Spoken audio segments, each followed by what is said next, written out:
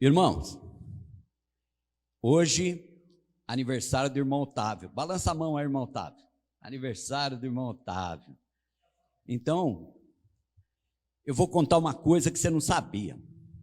Quase 2 anos atrás, o pastor me procurou e falou assim: Samuel, alguma coisa está acontecendo com o Otávio. Ele ri daqui e aqui, o tempo inteiro. Será que ele está ficando com problema, tal? E aí eu falei: deixa para mim, pastor, sou polícia, vou investigar isso aí. Aí fui investigar. Apesar do aniversário dele ser hoje, ele já recebeu o presente há 2 anos atrás, quase 2 anos. Nasceu o primeiro neto, o Gael. Olha, e outro dia eu e ele. Então eu falei: pastor, não precisa costurar a boca dele não. Isso aí não tem remédio.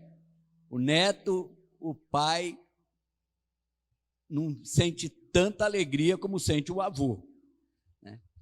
E aí nós fomos ver, eu e o irmão Otávio. O que significava Gael? Aí Gael, no irlandês, ele é originário do irlandês e de outros idiomas, ele significava belo e protetor. Mas no hebraico, Deus é generoso. Então, irmão Otávio, Deus foi generoso e abençoou a sua vida como servo do Senhor, e eu tenho certeza, o Gael será uma bênção para os pais, para os avós e para toda a família. Deus abençoe. Vou começar a pregar. Saúdo a igreja com a paz do Senhor.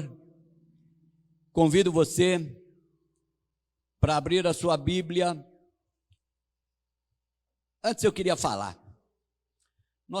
Hoje eu não vou pregar, tenho pregado só sobre Jesus, hoje eu vou pregar sobre um profeta.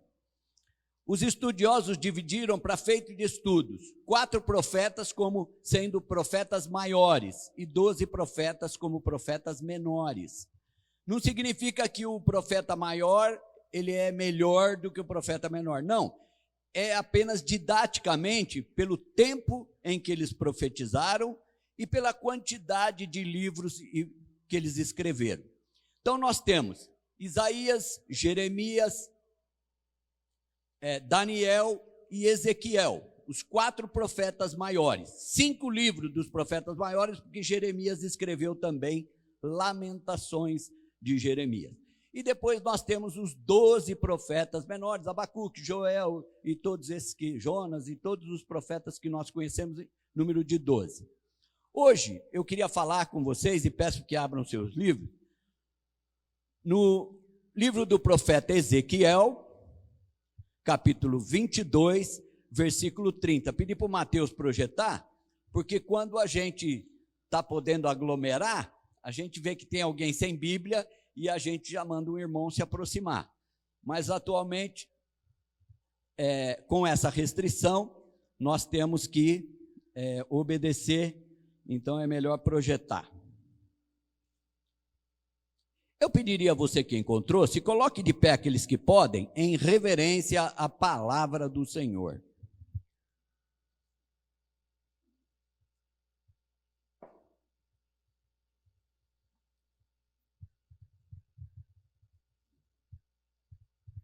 Quem não tem Bíblia pode acompanhar aqui. Busquei entre eles um homem que tapasse o muro e se colocasse na brecha perante mim, a favor desta terra, para que eu não a destruísse, mas a ninguém achei. É o profeta Ezequiel que está falando, mas o profeta fala, ele é boca de Deus. Quem está falando é o próprio Deus. Então, vou repetir. Busquei entre eles um homem que tapasse o muro e se colocasse na brecha perante mim, a favor desta terra, para que eu não a destruísse, mas a ninguém achei. Podeis assentar.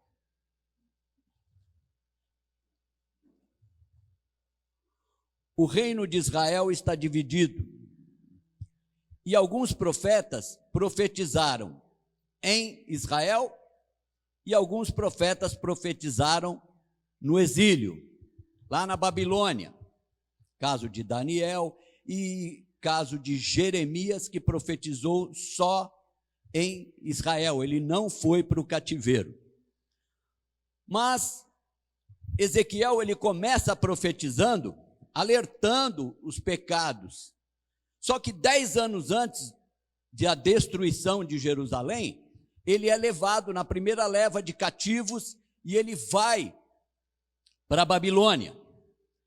E lá ele começa a profetizar. Aí quando há a destruição e o povo é levado cativo para a Babilônia, aí ele começa a profetizar o consolo. Assim como Jeremias falou, olha, 70 anos vocês vão ficar lá, mas um dia vocês voltarão. E só um Deus, grande como o nosso, podia fazer o que Deus fez. Deus fala pela boca do profeta, muitos anos antes do rei nascer. Deus fala assim, eu levanto o meu servo Ciro, a quem tomo pela mão e mando libertar o meu povo. E realmente isso aconteceu. Ciro faz um edito e depois de 70 anos na Babilônia, o povo pode retornar. Mas hoje eu quero falar sobre Jeremias, Ezequiel, ele está dizendo, boca do Senhor, por que que a cidade foi destruída? Por que que Israel foi levado cativo? A linguagem aqui é uma linguagem que todo mundo ali conhecia. Por quê? Naqueles tempos, todas as cidades eram fortalecidas. Elas tinham muros ao redor da cidade para protegê-las, porque eles viviam em constantes ataques de inimigos. E, logicamente, o inimigo, ele se posicionava, às vezes, durante a noite, e tentava abrir uma brecha no muro para que ele pudesse atacar por ali.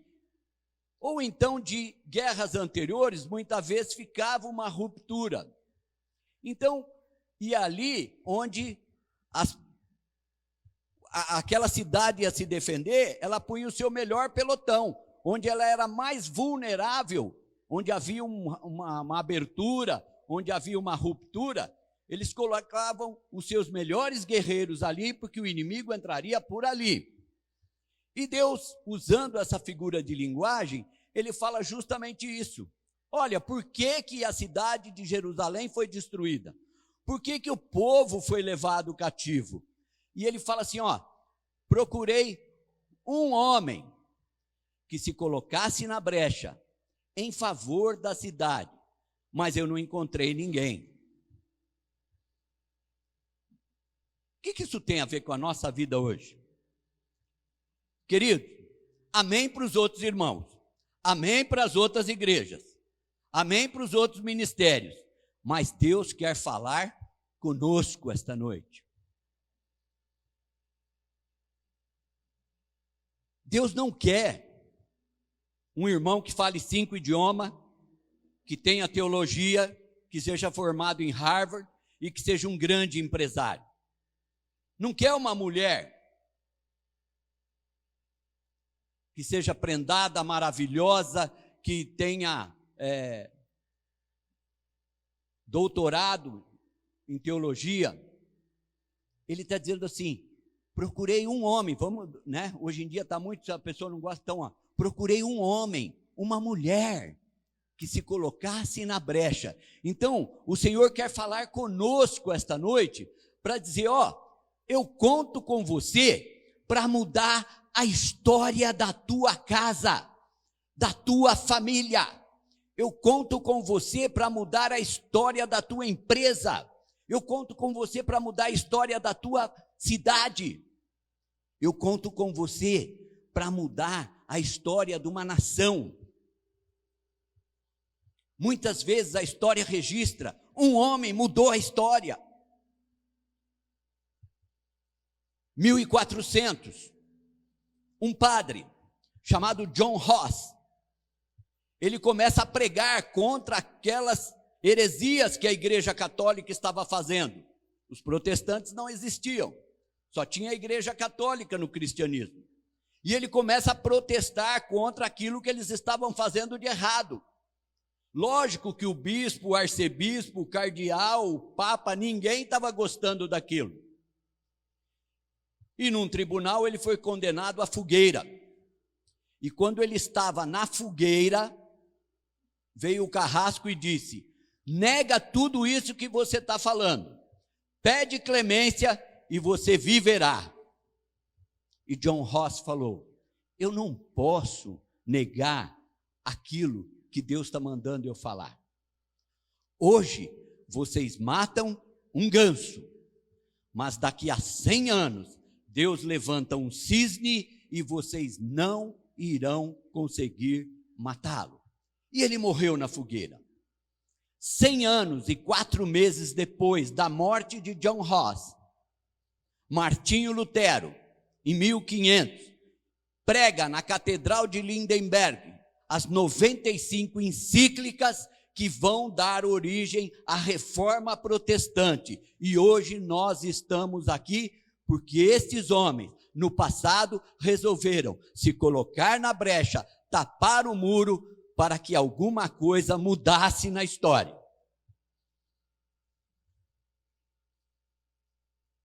A Igreja Católica tentou de diversas formas matar Lutero. Mas na época, o rei da Alemanha o protegeu. Quando a Igreja Católica ia no caminho matá-lo, o rei sequestrou ele pelo caminho e o levou e protegeu em seu castelo. E daí surgiu a Reforma Protestante. A palavra Lutero significa cisne. Então John Ross fala, profetizando sem saber: hoje vocês matam um ganso, mas Deus levantará um cisne e vocês não conseguirão matá-lo.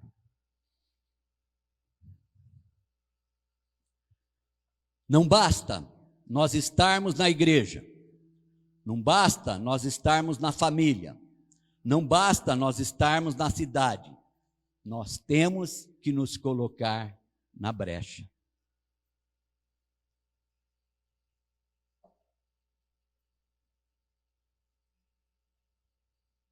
Eu queria contar muitos exemplos, mas o tempo, como sempre, ele é cruel.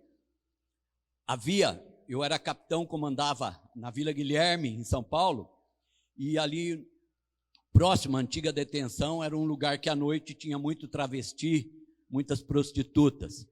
E havia lá um travesti chamado Paulette, e o pai dele era pastor. E o pai saía do culto, passava lá, se via ele na rua, abria o carro, e aí os outros travestis gritavam: Paulette, lá vem o pastor! E o pai catava, dava o braço e falava: filho, vamos para casa. E levava aquele travesti grandão, quase pelado, para casa. E ele dizia na igreja, ao invés de se vergonhar, ele falou: ó, eu tenho intercedido e o Senhor falou no meu coração. Eu não vou ver, mas vocês vão ver o meu filho de terno e gravata pregando o evangelho. Pessoas riam deles, algum por trás, tal, né? Ai, coitado, né? Que vergonha. Eu não vou tomar de vocês, aqueles que quiserem ver no YouTube ou alugar lá na Ler, o livro do Paulinho de Jesus, pastor Paulinho, que tem uma igreja maravilhosa lá no Vale do Ribeirão, no Vale São José dos Campos. Tá certo? Então, e aquele camarada que vivia como travesti na rua, foi convidado a pregar e cantar no castelo de Buckingham, na Inglaterra, entre tantas outras coisas que devem ter acontecido depois que eu conversei com ele. Mas percebe, um pai falou: não, eu mudo a história da minha família, eu me coloquei na brecha pelo meu filho. O Eterno não queria destruir aquela cidade, mas Deus, ele tinha sempre pessoas que agiam por ele, eram os reis, os príncipes, os profetas e os sacerdotes. Mas quando ele olha, os reis se corromperam, os príncipes estavam todos corrompidos, os profetas profetizavam falsamente, eles vinham e via o pecado do povo e eles diziam: assim diz o Senhor, e concordava com aquelas barbaridades. Os sacerdotes não alertavam o povo do pecado, sim, participava. Então Deus se zangou E por isso que ele fala, depois que aconteceu, busquei um homem que tapasse o muro e se colocasse na brecha, mas não achei ninguém. O reverendo Paul Richoh, na Coreia, ele conta que quando começa o seu ministério, era proibido, como ainda é na Coreia do Norte hoje, mas era proibido falar-se em religião cristã. Quem fosse pego era condenado à morte. E diz que uma família, pai, mãe e as crianças vão ser soterrados vivos.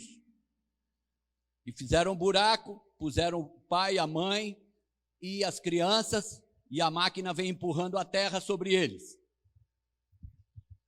E de repente as crianças começam a gritar e dizer para o pai, pai, e eles falavam assim, se você negar esse Deus, nega esse Deus, e pede clemência, você não morre. As crianças gritando, pai, não deixa, tal. Aquele homem começava a fraquejar, quando a mulher dele ergue a cabeça e começa a cantar, eu avisto uma terra feliz, onde irei para sempre morar, há mansões nesse lindo país, que Jesus foi ao céu preparar. Vou morar, e a máquina cobre aquela família toda com terra. A igreja explode na Coreia. O reverendo Paul Richoh tem quase 5 milhões de crentes só na igreja dele, Assembleia de Deus. Entra e pede para ver a Coreia cantando. Os templos deles são maiores do que esse ginásio que nós temos aqui. Deus quer pessoas que se coloquem na brecha. Então, mais uma vez, eu queria dizer para você, hoje está minha irmã aqui, né? Então vou contar um caso que às vezes eu conto dela. Ela hoje ela já é avó, a filha dela já é casada, já deu 2 netos para ela, mas ela era filha única, a filha dela, minha sobrinha Maria Célia. E a minha sobrinha iria num retiro de carnaval.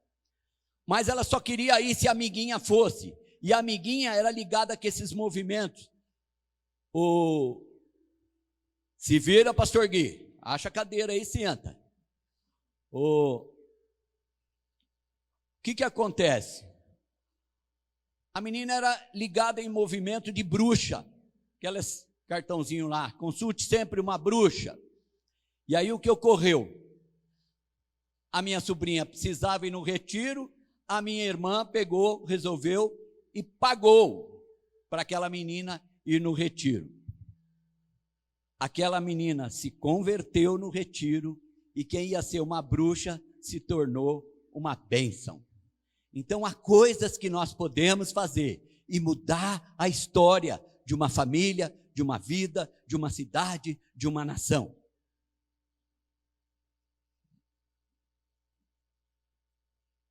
Noé, eu falei na quinta-feira aqui, né? Noé, ele salvou toda a sua família na arca. Será que nós vamos deixar? Eu estou indo para o céu, está muito bom para mim. Eu estou salvo, está muito bom para mim. Moisés, a gente sabe, ele deixou de ficar no palácio sendo filho da filha de Faraó para defender o seu povo. E quando ele vai lá para pedir ao Faraó para soltar o povo, o Faraó começa com aquelas jogadas, né? Deixa as ovelhas aqui, deixa o gado aqui, deixa as mulheres aqui, deixa as crianças aqui. Moisés fala para ele, nem uma unha ficará. Nós vamos sair todos com tudo que nós temos. Então, queridos, nós temos que entender, desde o início, a Bíblia diz, uma lei divina, o salário do pecado é a morte.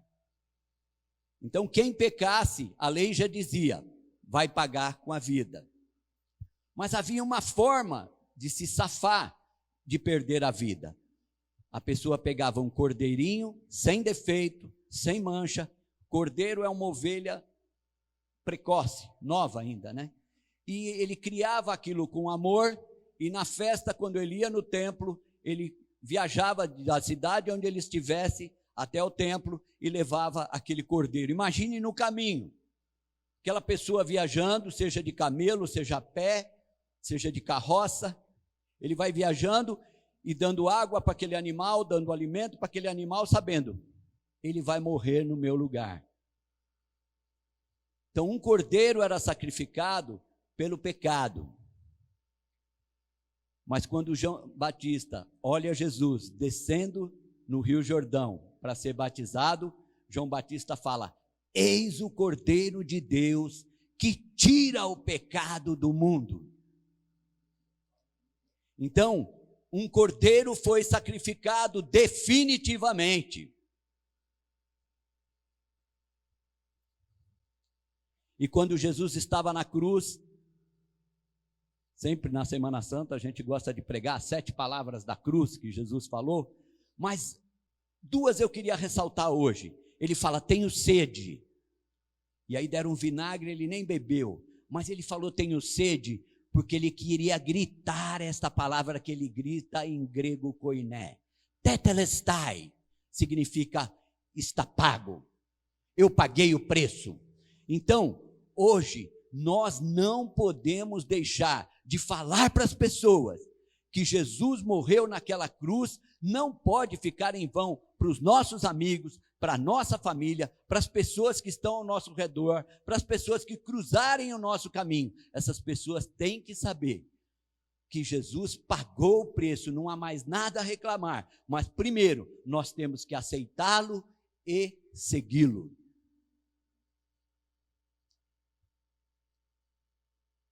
Busquei um homem, uma mulher, que se colocasse na brecha para eu não destruir a cidade, para não destruir esse povo. Lembre da história de Esther e Mardoqueu? Mardoqueu manda dizer, quando Naamã resolveu que eles iriam matar todos os judeus, Mardoqueu mandou falar para Esther, falou, e aí Esther falou, o rei não me procura, se eu procurar o rei e ele não estender o cetro para mim, eu vou ser morta.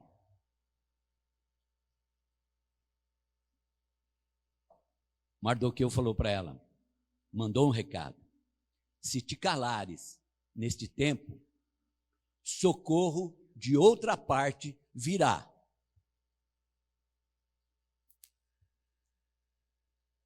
Quem sabe, não foi para este tempo que foste colocada aí. A palavra do Senhor para você esta noite é esta. Quem sabe que não foi para isto que Deus te colocou, nessa empresa, nessa igreja, nesta família que você nasceu, neste lugar onde você vive, nessa vizinhança que você está.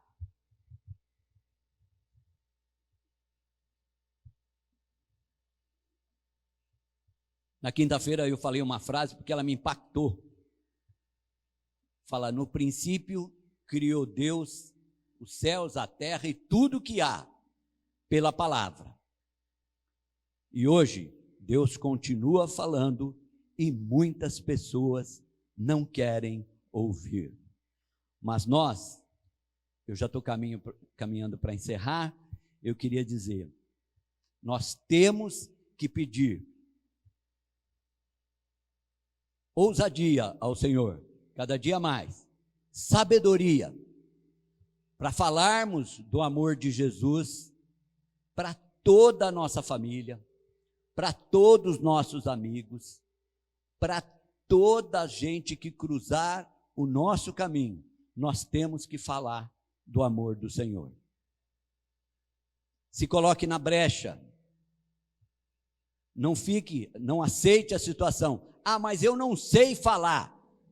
Os próprios evangelistas, eles dizem, pregue com a sua conduta, se necessário for, use palavras. Então, as pessoas estão muito mais vendo a nós, observando a nossa atitude E esse é o maior exemplo. As pessoas vão querer ver, falar, poxa, ele tem menos dinheiro que eu, ele tem menos saúde do que eu, ele tem tanto menos do que eu, mas ele é muito mais feliz do que eu. E aí a gente só pode dizer para ele, a verdadeira felicidade só Jesus pode dar.